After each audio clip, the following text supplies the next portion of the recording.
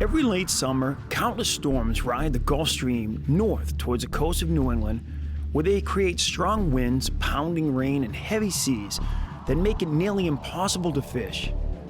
After one such storm sideswiped New England, we found a small window of opportunity to venture out with Brian Patterson of Patterson Guide Service in search of trophy striped bass off the legendary shores of Block Island.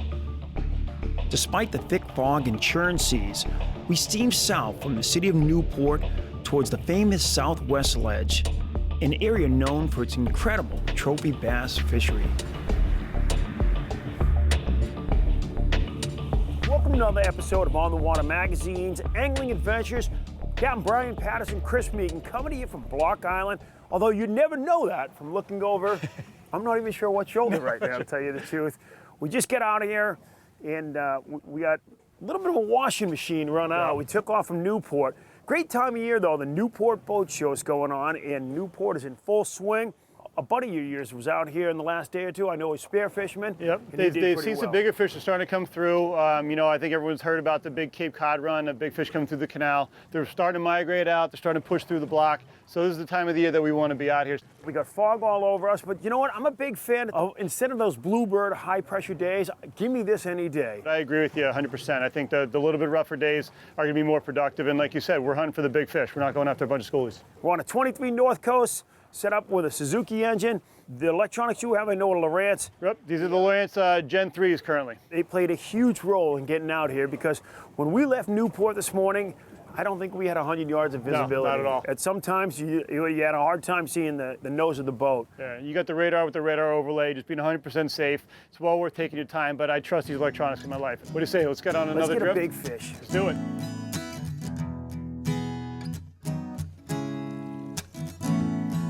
Chris, John.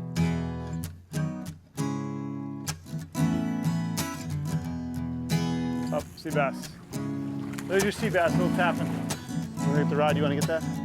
After nearly a full tide of drifting eels on the bottom, only aggressive black sea bass nipped away at our baits despite our best efforts to target stripers. With the fog burning off and the current letting go, we decided to run in close to shore in hopes of finding bait that would lead us to fish. So we're in the middle of the day doldrums, if you will. Cap made a decision we're going to come in here, work a little bit of structure.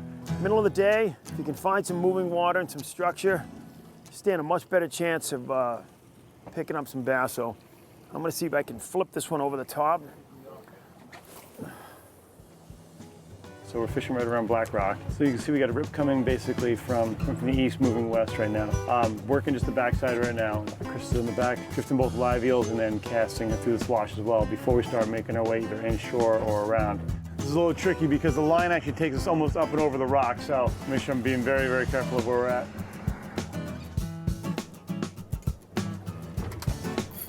Tight? Yeah, tight. This guy's coming to the surface, so I'm thinking it might be a big bluefish. I had a big slob eel on there.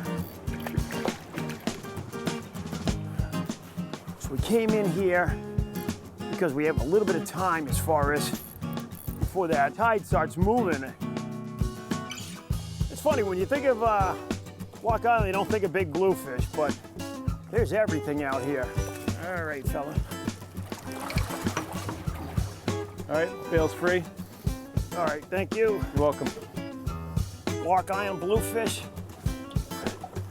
Kill a little bit of time before the big bass. On this shoot, what we're trying to do is we're trying to come up with one big fish. But right now, we don't have the water that we're looking for, so we're gonna have a little fun in here with some black sea bass, some bluefish, and see if we can't get a striper or two in here before we head out for the main course, which is in search of a 50-pound fish. That's what we're here for. We're not here for numbers, we're here for a big fish. Let's get back after it. Okay, he's taking a line. That might be a little bit bigger than a bluefish.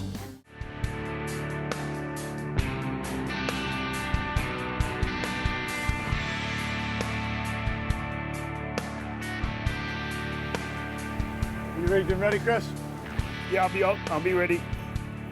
Snapping a lure on. How much water do you have over the rocks? Enough for them to call some white caps. I'm saying you can probably drift over that, can't you? No. No. Now with the size of these swells right now, they'll lift me up and drop me right on top of that one. That's fine. That's where your action is, though. That's where it... It's always fine unless it was your boat.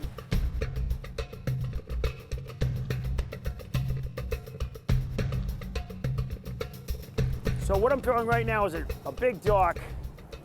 And if this is fished properly, what it'll do is as it retrieves, it'll go side to side. It'll pop back and forth and back and forth. And it just makes the fish go crazy. So right now we're in about 8, 10 feet of water. I'm throwing this in a lot closer.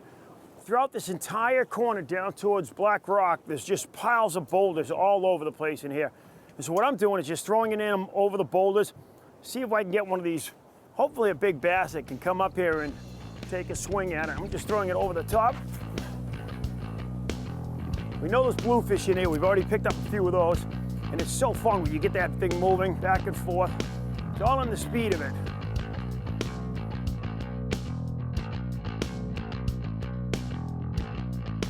It's funny when you see a big bluefish return versus a big bass. A bass will give you a huge swell on the backside. The bluefish just keep coming and keep coming and keep going. Oh, right out of the water. Get a cast away because the tide's coming towards us, Chris. So you want to cast more up and towards the bow anyway.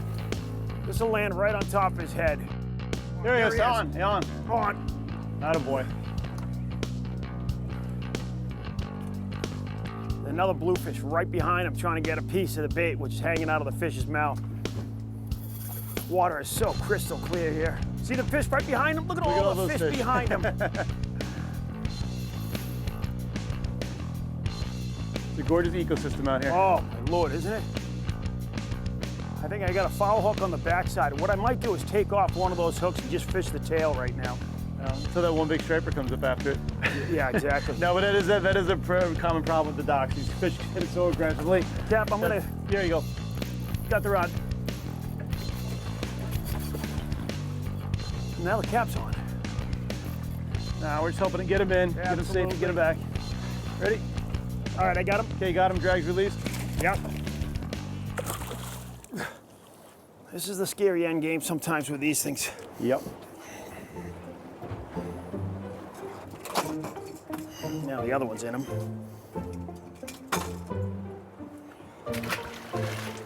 So what I'm gonna do, guys, we got enough bluefish in the area, and we haven't hooked up on that bass yet, because I don't think the bass is even getting a shot at it. The bluefish is so aggressive.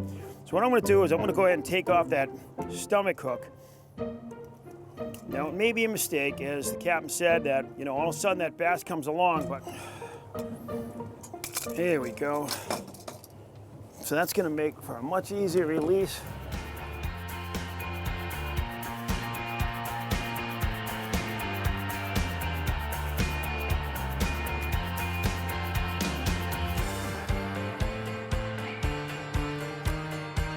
All right, there it is, just exploded.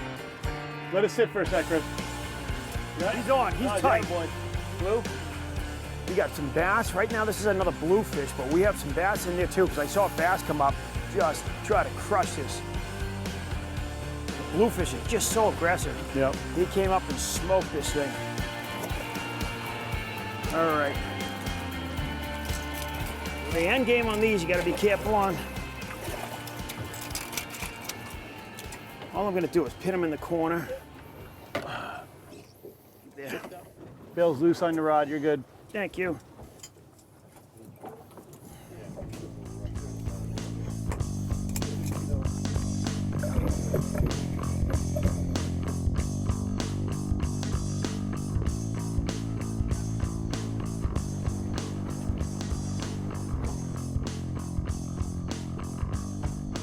Oh, right behind it, there you go.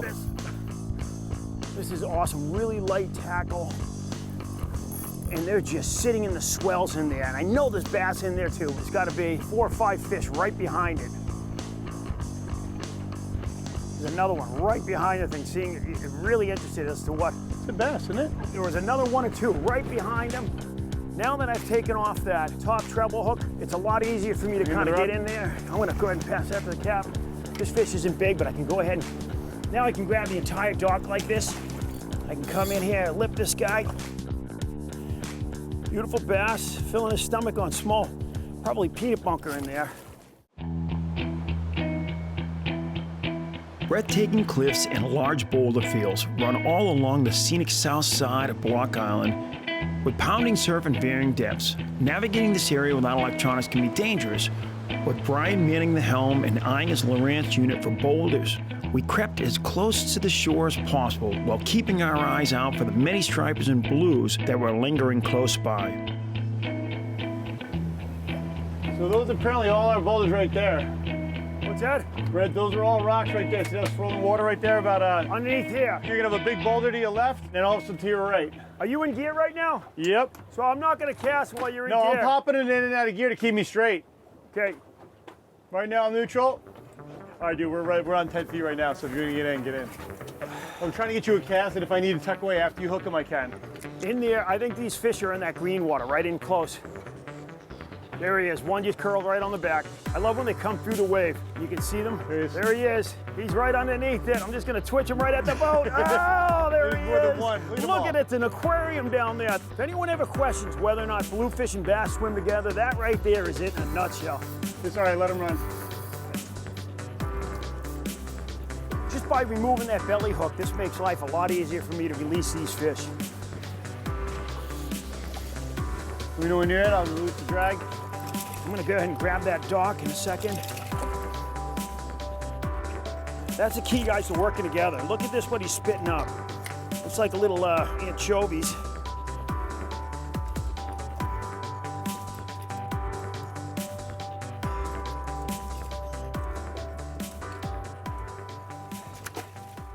All right, they're gonna get another chance right here. That's awesome. We're in 10 right now. All right. It's Be so ready, awesome. be ready, camera guy. This is not gonna take long. I'm letting it sit for a second. I'll just twitch it there. It's great when you see them come off the backside of the wave and you see them. Yeah. The wave kind of pops it. We getting pushed off or pushed in? We're getting pushed back. Off. Back. Yeah, okay. We're getting pushed in with the tide, so it's in and back. I'm gonna throw this way Yeah. then. Right on that wave. There he is. Yep. Oh, There he is. come on, There get he it. is. Get it, come on. That's awesome. There he is. Look at it, he there's just like knocked 4 or it out 5 of of them the back water. there. There's a ton of them. The whole school's coming. I'm gonna try to lure them in. Oh, He got there it. he is. He got it right there. That's awesome. I think I had the entire school coming at me. This is fish country in here, boys.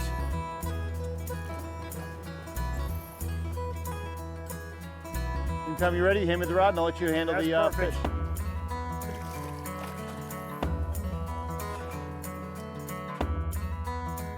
There is just a ton of fish in here. Right now, we're just having a little bit of fun. Throwing the dock. This is probably one of the best striper lures of all time. They just love it. You know, this is a real healthy, probably 24, 26-inch class. He'll swim right off. Guys, you're watching On the Water Magazine's Angling Adventure. Brian Patterson, Chris Megan. But we're having a great time in here right now. I think this is the best weather of the entire year. And this happens to be the Newport Boat Show weekend. You know, if you haven't visited the show, it's one of those things that it's a great weekend all around between fishing. I know there's a lot of schools that are going on right now between fly fishing, light tackle, albacore, all inshore.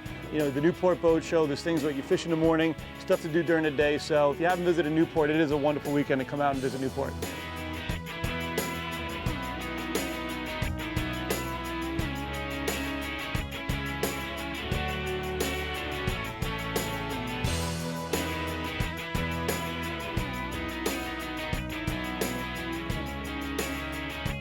All right, guys, there is You're in fish 10 feet all of water. through here. All right, hold me there, Cap. That is just a beast of a cast. Fishing light tackle right now. Oh, look at it. Looks juicy already. So it's all, oh, that just wanted a shot at the title. That was a bass. Did you see it? There it is, right away. It's on it. There it is. I just got popped out of the water. Oh, it's on. I'm gonna try to walk off the side of the boat. That was cool.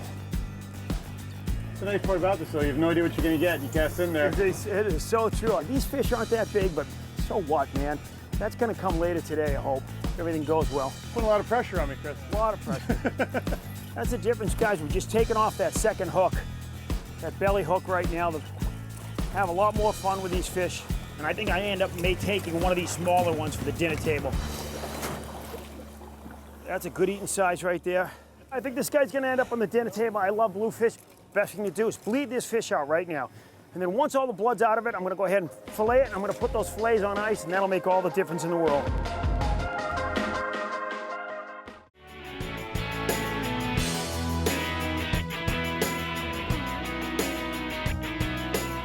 With the tide beginning to turn, Captain Patterson and I decided it was time to return to the southwest ledge, where we hoped a combination of moving water and a miraculous sunset would trigger some trophy stripers to feed.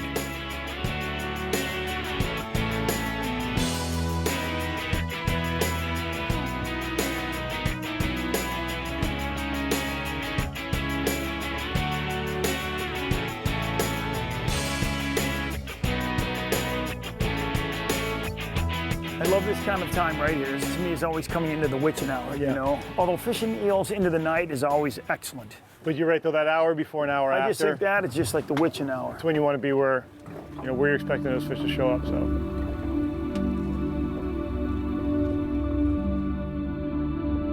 As the sun set without so much as a bite, we continued to fish deep into the night, patiently waiting for that one monster striper that would make our trip. Drift after drift, another boat would peel off from the fleet and head back to port with its lights fading into the night like our chances of hooking up. Little did they know, though, our patience would pay off in a big way. That was a fast drift, man. What did we start at? We're in like 25, 26. Somebody get the net. You going on? Here's the other one? Yeah. So I just got a whack coming across that. I gave it a little bit of a line. So it's either a smaller fish or it's a blue. Come on. Oh, it came off. I think that was a blue. What I like to do here is put the captain and reach in before he gets to see what kind of fish it is and try to lip it. And that way, if it's blue, we find out real quick. So I was getting a tap, tap, tap, and I suspected that it might be either a blue fish. That's okay, you get a little bit of everything out here. I'm gonna go ahead and Give me the rod, you grab that. You got it. Leader that over, bring him in. I'm gonna grab the tail just so I don't break up. Well, no, I'm not gonna grab the tail. Okay, good. I'm in a boat. Thank you. You got him, boss? I do. All right. Yep. Check yours because that may have been. Yeah, I'm bringing mine in. Definitely had that quick jerk motion for that of a blue. We got a runner. So Chris has really never handled a fish before, so this is like a Benny Hill show right now. Come on now. There's one corner over here that doesn't have blood, so I'm gonna try to get it on there. And then once I have it on there, so this is not what we're coming for, but we got a blue, we're gonna get a release on that quick.